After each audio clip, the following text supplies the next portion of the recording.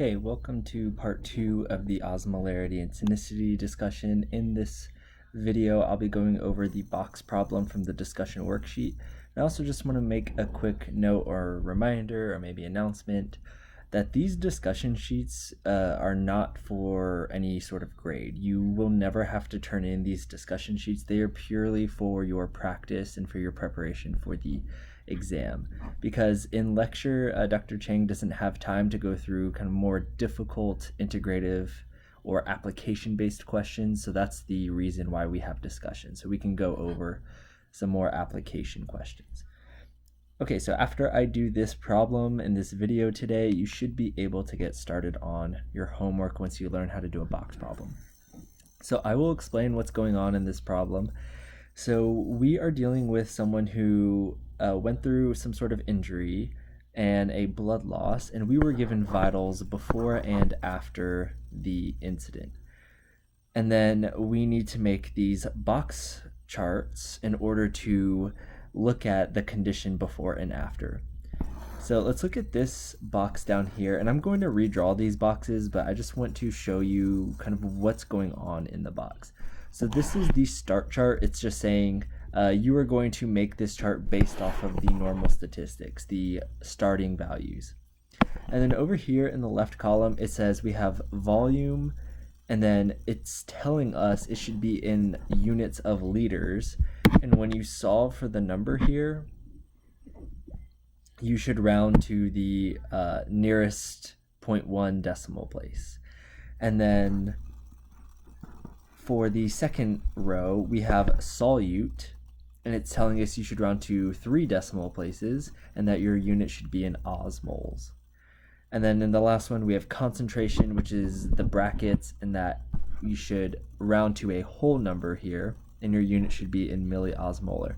So keep in mind your solute is osmol and your concentration is milliosmolar, so there's a conversion there by 1,000 once you convert to osmolar. Alright, so that's what I have redrawn here. I've redrawn the start chart, so it's exactly what it looks like. So I redrew them so I can give you notes here below it. So step 1 to solving a start chart is to find the L, like the L shape. Find the L. And by that, I mean find this shape in the box. That's what you always want to find first. So to do that, we're going to use the values that we got before the incident happened. So if we look at what we were given body weight, percent total body water, plasma osmolarity, and inulin. So let's find total body water, and we can do that by using the body weight. Now, we were given body weight in units of pounds, and when we think about water weight or just working with numbers in general, we usually don't use pounds, so let's convert this to kilograms. And we're going to do that by dividing by 2.2. And when you do that, you should get 79.5 kilograms.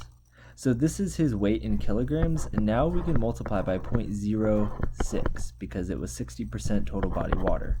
And when you do that, you should get 47.7 liters. So I wrote liters here, but this is equal to the 47.7 kilograms. That was his body weight, or his water weight rather. And using the density of water, 1 kilogram is equal to 1 liter. So this person has 47.7 liters of total body water. And the next thing we can do is look for osmolarity. We were given it in this question. It said it was 305, so what you can do is plug in 305 in the entire bottom row. The reason why you can put 305 in the entire bottom row is because of the concept of osmotic equilibrium, stating that your osmolarity should be the same across all fluid compartments. And that will be the case, so 305 will always be, well, 305 not specifically, but you will always have the same 3 numbers in this bottom row, no matter what the osmolarity is. So we weren't given this total solute, but we can solve for it because we have S, V, and C here. And if you remember our equation from part 1 of this video, it was S over V equals C. So to solve for total solute, I'm going to do V times C to get S, so 47.7 liters times 0.305. The reason why I'm doing 0.305 is because this is in milliosmolar and we're going to be solving for osmoles. So when you multiply 47.7 times 0.305, you should get 14.549. That's rounding to 3 decimal places. Okay, so step 2 here, and I should change this to a different color so it lines up with step 1. So step 2 to solving this box problem is to plug in ECF volume. So if we look back at what we were given the inulin volume. And if you remember from lecture, inulin volume represents ECF. So if we give that to you, just plug it right into the ECF volume. And that is step 2. So step 3 now is to finish the chart using some algebra. And we're going to use 2 equations. The 2 equations are total equals ECF plus ICF, and S over V equals C. So up top here, on the labeling of the chart, I like to put an equal sign here and a plus sign here just to tell myself that these 2 boxes should add up to equal the total. Of course, the exception being the last row because of osmotic equilibrium. So let's find ICF volume. That one should be pretty easy. 47.7 minus 16, and I get 31.7 liters. So next, let's find ICF solute, and to do that, I'm going to do V times C, which is 31.7 liters times 0.305 osmolar. And when I do that, I get 9.669 osmoles. So the next thing we should do is just finish this off. There's 2 ways to do this. You could either do V times C to get S, or you could do total minus ICF to get ECF. No matter which way you do it, you will get the same answer. Occasionally, you will get slightly different answers when you do it either way. But if your answers are different on the order of like 0.001 or 0.01, then it should be fine, as long as the kind of big numbers are the same, like the volumes and the osmolarities. Plus, we give you some wiggle room on rounding. So 14.549 minus 9.669 gives us 4.88, and we finish off that chart. Okay, so that was the chart just based on the starting values. So we haven't even looked at the blood loss yet. So this next chart that I have, it's going to be for the blood loss. But whenever you're using a second chart in these problems, then your second chart is always going to be your non-penetrating and water chart. So in this chart, we will move non-penetrating particles if they are added or lost, and we will also move water if it was added or lost. But the same kind of general rules will apply here. Step 1 to solving this is going to be find the L. The L shape, like that. And we're going to do that based on the vitals that we were given after the blood loss. So we see we have osmolarity again, so that's nice. So I'll just go ahead and come over here and plug that in.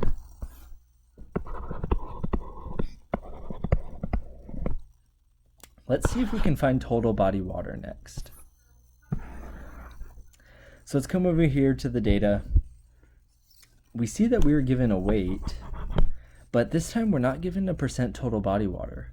So before he was 60% total body water, but now we're not given that. So the question is he still 60% total body water? Maybe think about that. Maybe pause the video and think, is he still 60% total body water? And if you are confused on that, let's talk about what's going on.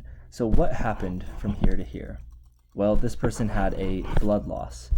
Blood loss is made up of, well, red blood cells and water. So if this person is losing blood, and losing water in the form of blood, then they are no longer going to be 60% total body water. So we can't just take his new weight and multiply it by the previous percentage of total body water.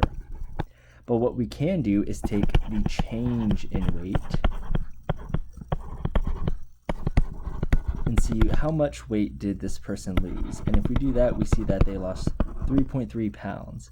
Now in this, if there's a change in weight and the only thing that this person lost was blood, then there's an assumption that we're making, which is safe to make in this case, that the weight loss came entirely from water weight in the form of blood. So when this person was losing blood, we assume that he was not also losing fat mass, muscle mass, bone density, nothing like that was changing, just his water weight. Again, we usually don't work in pounds, so let's convert this by dividing by 2.2. When you do that, you will get a 1.5 kilogram weight loss. Again, using the density of water, 1.5 kilograms of weight loss means 1.5 liters of water loss. So in order to find the new total body water, well, we just take 47.7 and subtract 1.5. Should get you 46.2 liters. All right, so we're pretty close to finding the L, but we still need to find this one. We weren't given it, but again, we can use V times C to get S.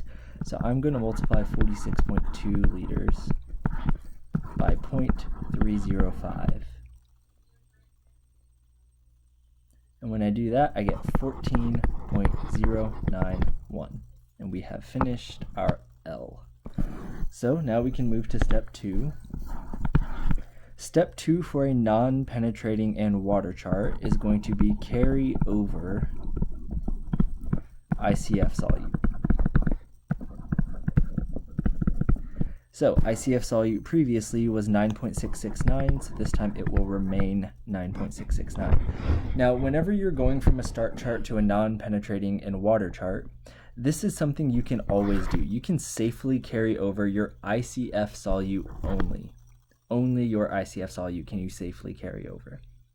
The reason being is because if we're dealing with non-penetrating particles in this chart, and these non-penetrating particles are inside of the cell, well, if they're non-penetrating, that means they can't get out of the cell. And if you're losing non-penetrating particles, then you can't lose what can't get out of cells. So your ICF solute is going to always stay the same from your start chart to your non-penetrating water chart. The other way we can think about that is if we're losing or adding non-penetrating particles, if they're non-penetrating, that means they can't get into the ICF, or they were not in the ICF to begin with. So if we're losing non-penetrating particles, then we are only going to lose it from the ECF, because any non-penetrating particles that are in the ICF, they can't leave. And if they can't leave, again, we can't lose them. That's going to maybe take a little bit of time to conceptualize, but try to think about that and what's going on. And the problems in your homework when you add sodium chloride, that should kind of help contextualize what I'm talking about here.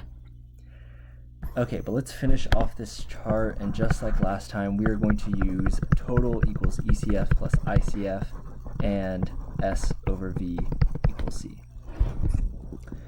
So we can do maybe ECF solute next, 14.091 minus 9.669. That gives 4.422. And then we can solve for ECF volume next. And to do that, we are going to do S divided by C to get V.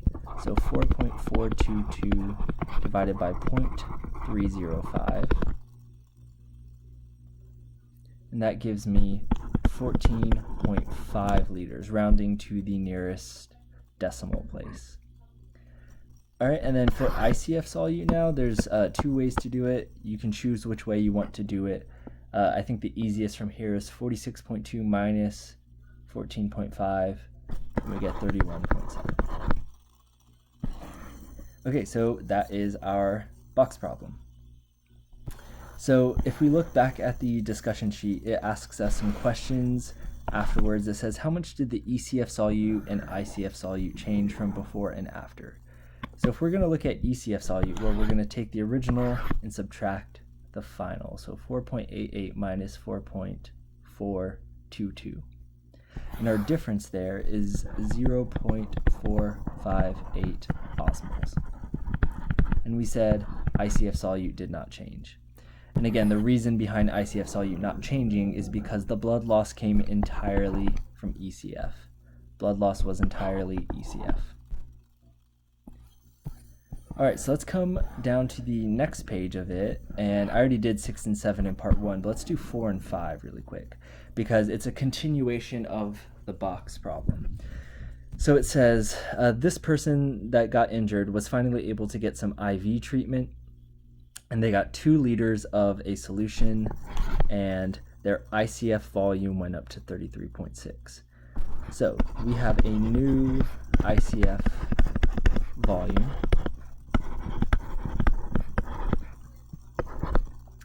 Our old ICF volume from the box problem that we just did was 31.7. So I'm going to just write that over here. So the difference between these two numbers is 1.9. So his ICF volume went up by 1.9 liters. That means water entered the cells.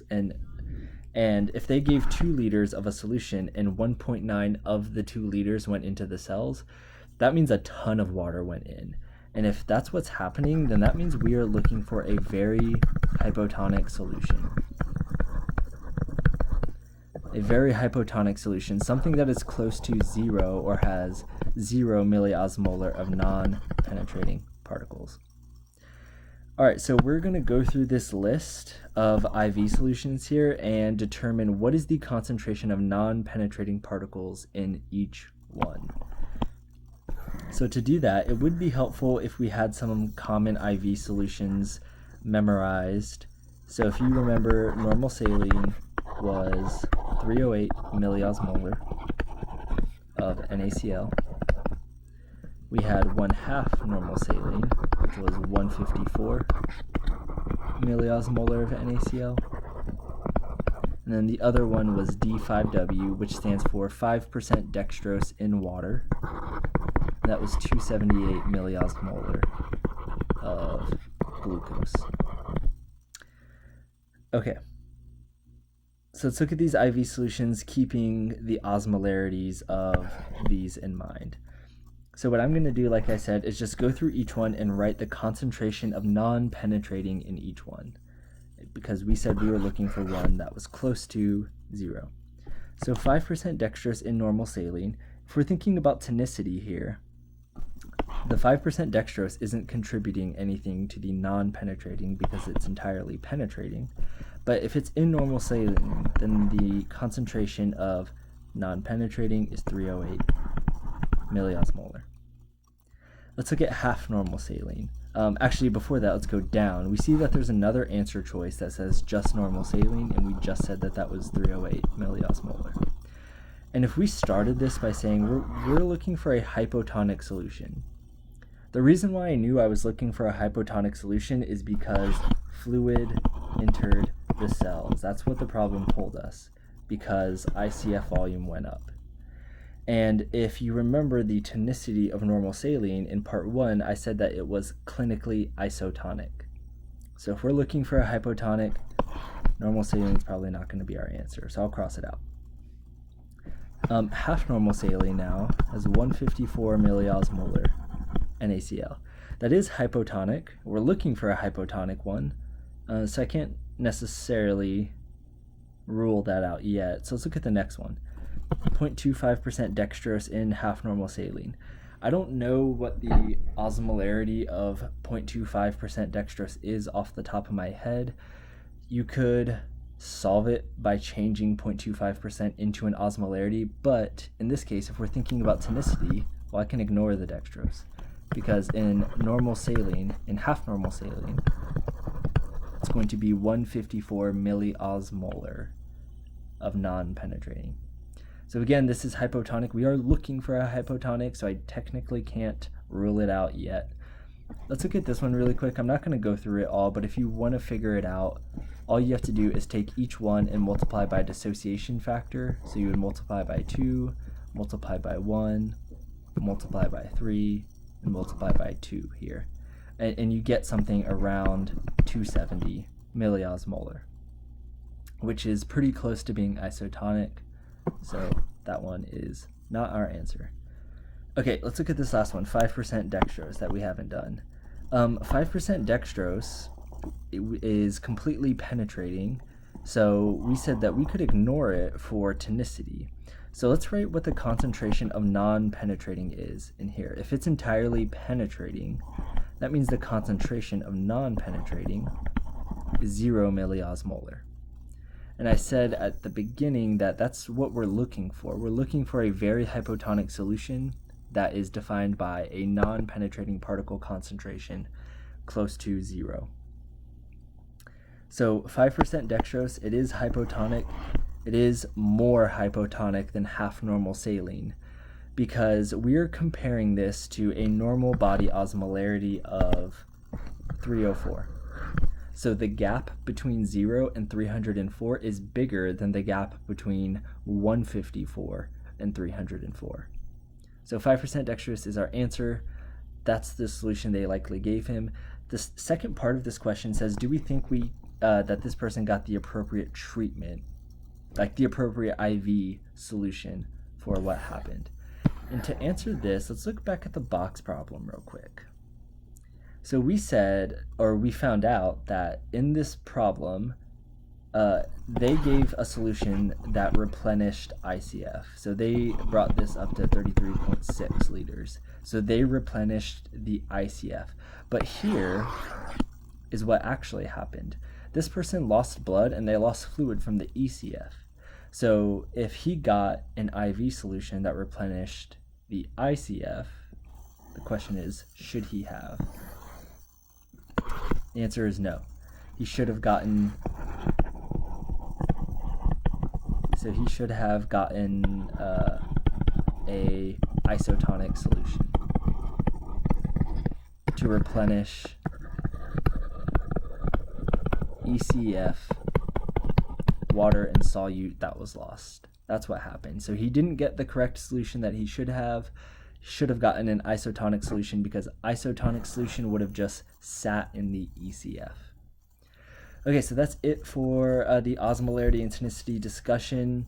Should be able to get started on your homework, and don't worry about if this is still very confusing.